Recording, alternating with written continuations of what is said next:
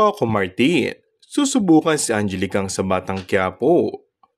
Sa record ng FPJ's Batang Quiapo, ay wala naman sigurong pwedeng patunayan ng programa ni Coco Martin. Dahil kahit may mga nababasang pambabash sa kwento na hindi gusto ng ilan ay nananatili pa rin itong number 1 sa primetime.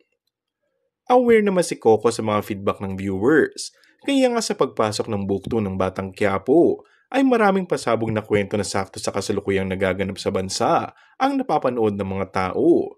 Dagdag pa ang pagpasok ng mga bagong karakter. Tulad na lang ng linggong ito na maraming pasorpresa si Tanggol pagdating sa bakbakan at abangan din na pagpasok ni Leo Martinez at Angelica. Natupad na ang pangarap ni Angelica na mapasama sa Batang Quiapo ni Coco dahil gusto nga niyang mag-aksyon. Yun nga lang ay mas nauna siyang napunta sa paggawa ng sexy film sa Viva Max.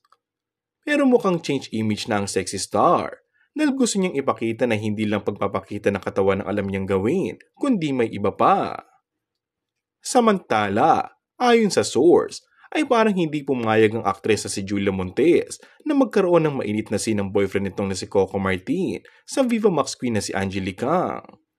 Wala daw kasing aasahan na ganun ang eksena, kagaya na nangyari noon sa kanila ni Ivana Alawi.